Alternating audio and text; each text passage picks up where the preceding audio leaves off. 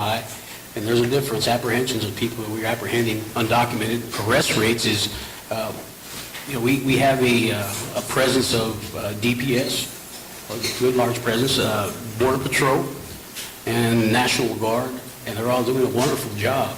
I mean, we're almost a victim of our own successes. But my challenge in Culberson County is making that bed space available for all these people that we're apprehending.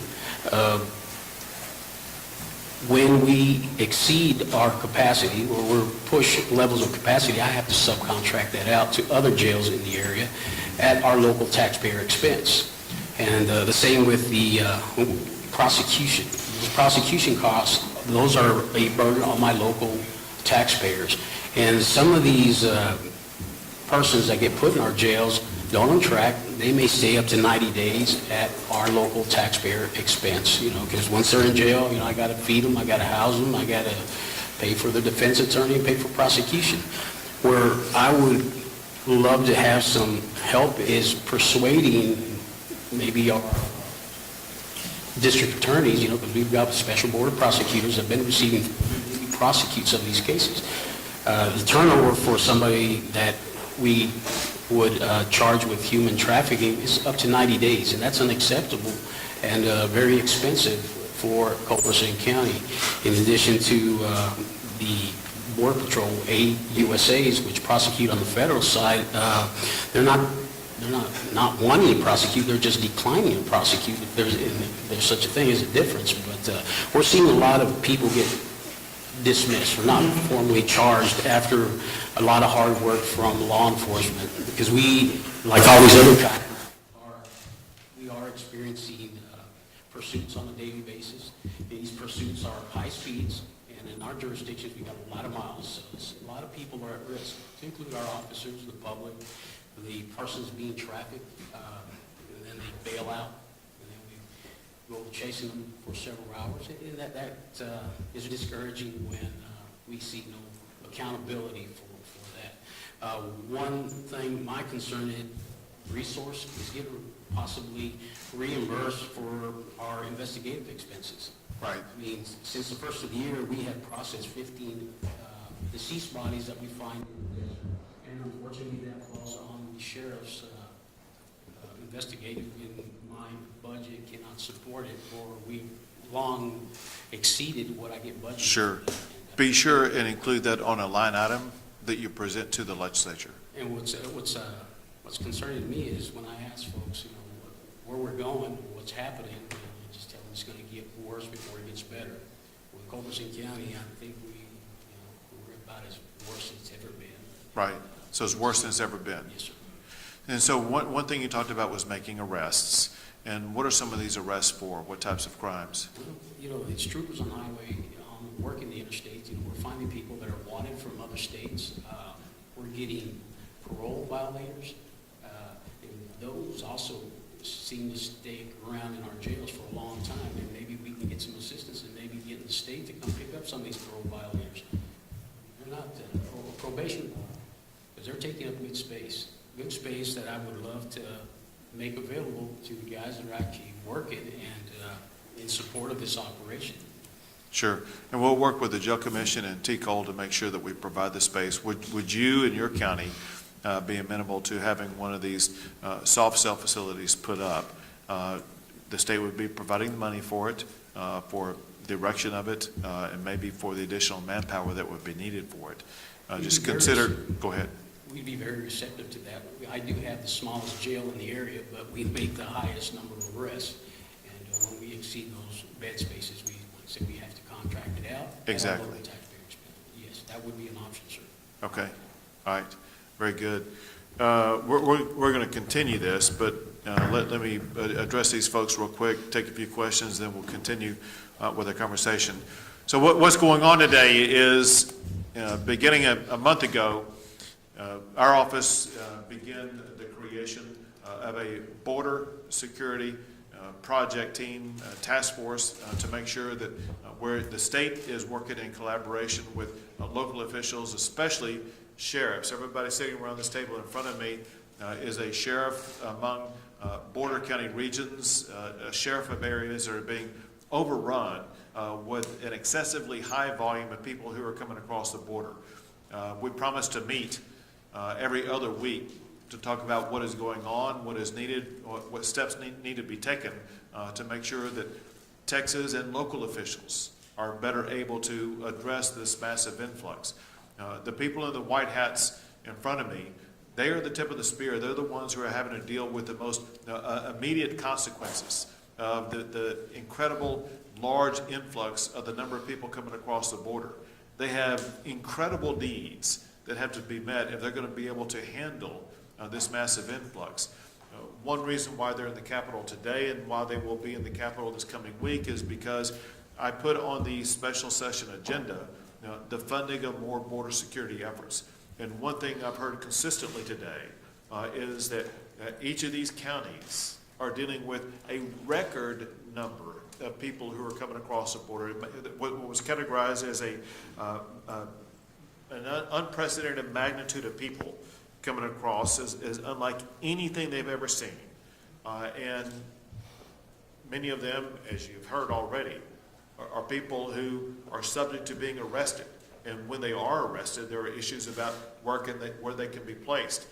The volume of people who either are arrested or who need to be arrested is so large that we are all working with the Texas Jail Commission as well as the Commission on Law Enforcement to make sure that we're going to be able to arrest more people and then jail more people, as well as meet all the legal standards as we go about that process. Another thing that I've heard consistently from everybody at this table, and that is at the local level, they need more manpower in dealing with these people coming across the border, including especially dealing with gang members and dealing with people from very dangerous countries. One of the gang members, or one of the gangs that was referenced by one of the sheriffs was called Tango Blast. It's just one of a multitude of gangs that operate on both sides of the border, but are also involved in the human trafficking and human smuggling that's taking place in the state of Texas.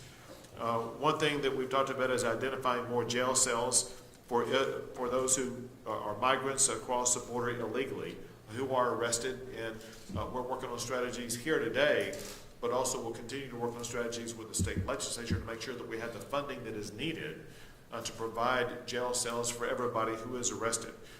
We also need more judges. It's one thing to arrest somebody, but you have to have judicial magistrates to go through the processing of that.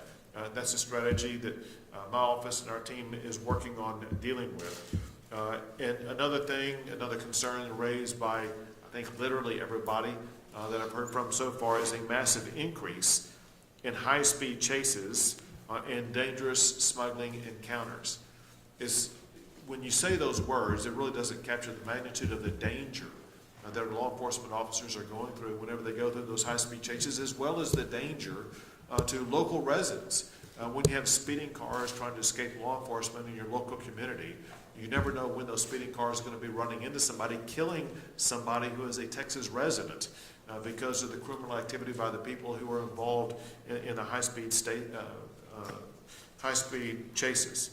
They're in addition to a massive increase in the number of stash houses that the Texas Department of Public Safety has been involved in interrupting and intercepting.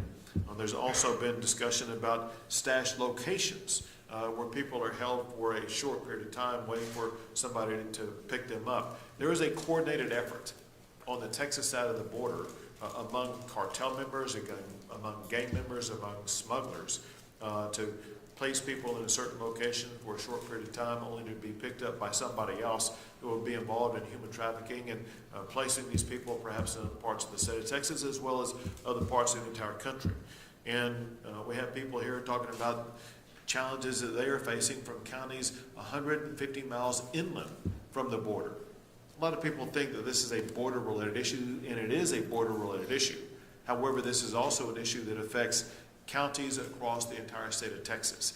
And really goes far beyond that, because the people coming across the border, the contraband they bring, the fentanyl drugs they bring, everything else that they bring across the border doesn't just stay in Texas. It goes to other states across the entire country, which is exactly one of the reasons why so many other states across the country are providing resources to Texas to help us deal with the challenges that we're facing along the border.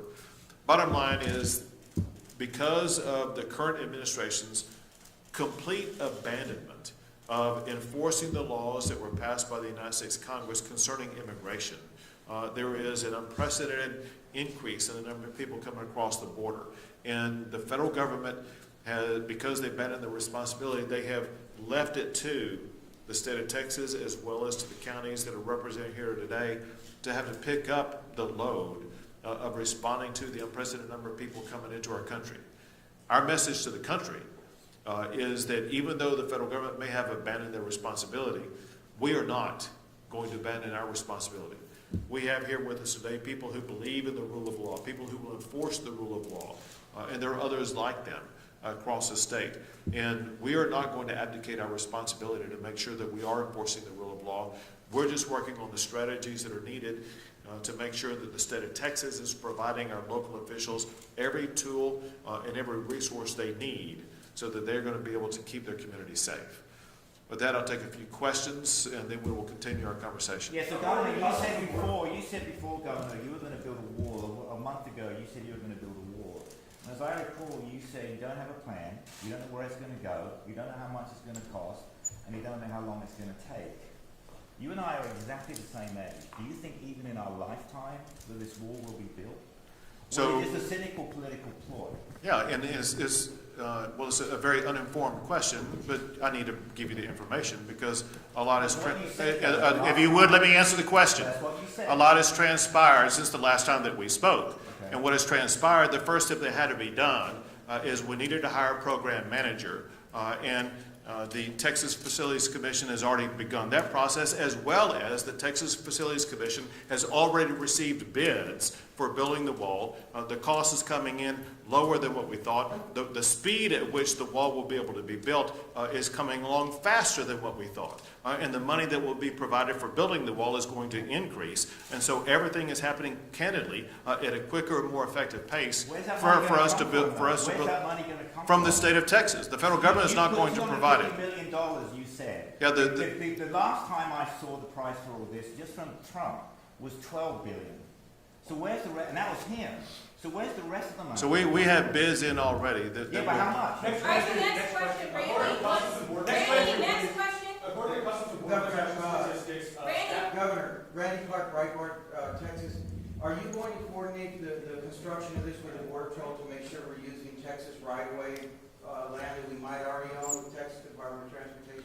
So we already have a large number of mileage that is being offered by residents who own property along the border. We also have a large number of mileage that the state of Texas owns along the border.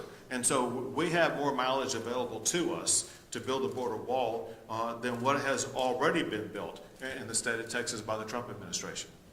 According to Customs and Border Protection statistics, that agency's staffing each year of the Trump administration, both overall and in the Southwest sector, was lower than even the lowest staff during the Obama administration. Why were you critical of President Trump's decreased staffing? So I'm going to need you to slow down and speak louder in your question because I couldn't catch everything you were saying. Sure. According to Customs and Border Protection statistics, that agency's staffing in each year of the Trump administration, both overall and in the Southwest sector, was less than even the lowest staff during the Obama administration. Why were you more critical of President Trump for that? Sure.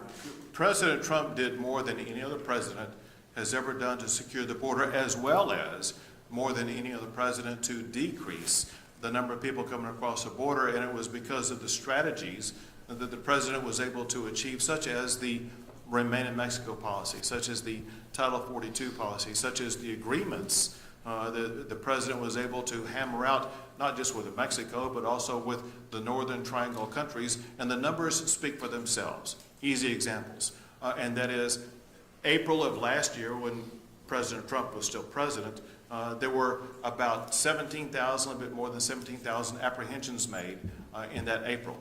This April, that increased almost 1,000% to more than 170,000. The same trend continued in May. During President Trump's last year in office in May, there were about 23,000 apprehensions, This year, there were more than 180,000 apprehensions. So if you look on a month-by-month basis, what you will see is an increase year over year of 800, 900%, sometimes almost 1,000%. And the difference is this: the Biden administration has abandoned the standards that the Trump administration put into place that were effective in slowing the number of people coming across the border, period. Yes? Two more questions down here on the floor. Governor, we have the border sheriffs here and border law enforcement.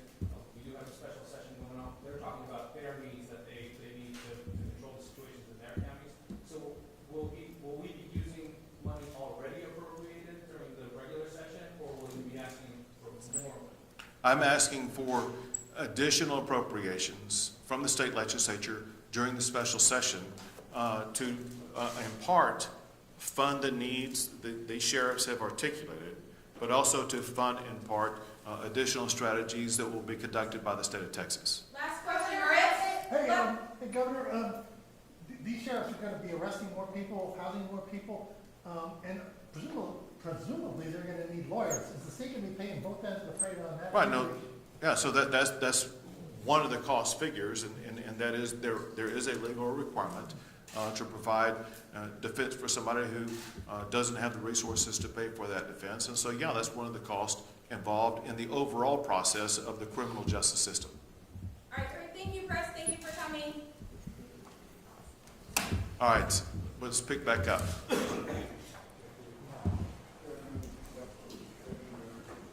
That's not working. There you go.